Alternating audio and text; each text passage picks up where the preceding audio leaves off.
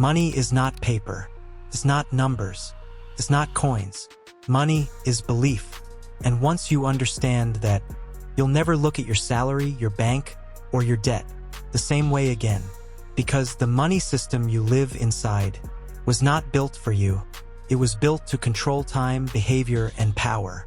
Today, I'm going to show you how that system was created, layer by layer, from ancient trade to modern digital money. Stay with me till the end, because the final part explains what most people never see coming. Thousands of years ago, there was no money, no coins, no notes, no banks. People traded goods, food for tools, work for shelter. But barter had a problem.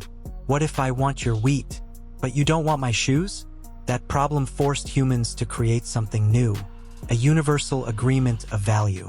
That agreement became money, not because it was valuable, but because everyone agreed it was.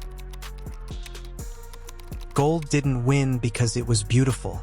It won because it was hard to fake, easy to divide, and impossible to destroy. But even gold had a weakness. You can't carry a kingdom in your pocket, so people stored gold in temples and banks, and took paper receipts instead. That paper was the first form of money you recognize today.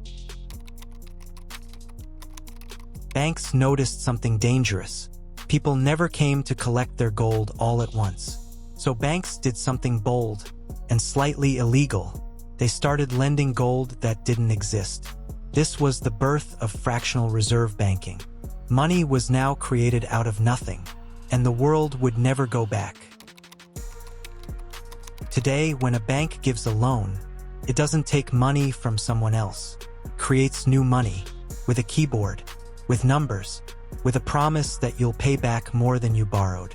That extra money, the interest, doesn't exist yet, so the system needs more loans to pay old loans. This is why debt never disappears. It grows. Central banks don't print money. They control the cost of money, interest rates, liquidity, confidence. When they lower rates, money floods the system. When they raise rates, money disappears. This power shapes stock markets, housing, jobs, inflation, recessions. But most people never see it. They just feel the pain and blame themselves. Inflation forces movement. If money kept value forever, people would stop working so hard, stop investing, stop chasing growth. So inflation quietly pushes you forward. Run faster, work more, spend quicker. The system needs motion to survive. The money system doesn't want you poor, but it doesn't want you free either. It wants you predictable. And predictable people are easy to manage.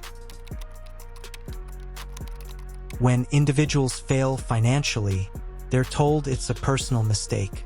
When companies fail, they're told the market decided. But when banks fail, something very different happens. They are rescued, because banks are not just businesses. They are the plumbing of the system. If plumbing breaks, the whole building floods. So the system protects banks, not because they're good, but because they're necessary. This is why losses are socialized, and profits are privatized. Every major financial crisis follows a pattern. Easy money, cheap loans, asset bubbles, overconfidence, then collapse. But here's the part most people miss. Crises don't destroy wealth. They transfer it. Those with cash, information, and patience buy assets cheap. Those without them sell in fear. The system doesn't reset randomly. It resets selectively.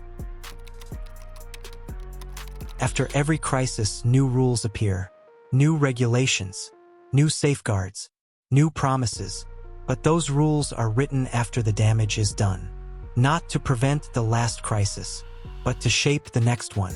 The system evolves by breaking, then rebuilding stronger for itself. Not for you. This is the uncomfortable truth. The system doesn't collapse when it fails. It collapses when it needs to change shape. And every collapse creates opportunity for those who understand what's happening. Wages grow slowly, assets grow fast. That gap is not accidental. If everyone escaped the system would stop working. So most people are kept just comfortable enough to continue, but not comfortable enough to stop. This is why financial education is rare, and financial confusion is common. Cash is anonymous. Digital money is traceable.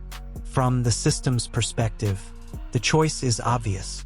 Digital money allows faster transactions, better control, real-time monitoring, policy enforcement. Efficiency is the excuse. Control is the advantage. This shift is not about convenience. It's about visibility. CBDCs are digital versions of national currencies, issued directly by central banks. Unlike cash, they can be tracked. They can be programmed. They can be restricted. Money could expire. Money could be limited. Money could be controlled by rules. This doesn't automatically mean evil, but it does mean power, and power always changes behavior. Crypto didn't appear by accident. It appeared as a response to distrust. It offers transparency, but also volatility, freedom, but also responsibility. Crypto doesn't replace the system, challenges it. Whether it wins or not depends on regulation, adoption, and time. The story is still being written. Every money system in history has changed. None lasted forever. The question is not if this one will change, but how prepared you are when it does. Understanding the system doesn't mean escaping it. It means navigating it consciously. Money is a tool. Debt is leverage. Assets are protection. Education is awareness. The goal isn't fear. The goal is clarity. Because clarity changes decisions once you understand how money systems are built. You stop blaming yourself for things that were never designed to be easy. You don't fight the system blindly. You stop being surprised by it. And that awareness is where real power begins.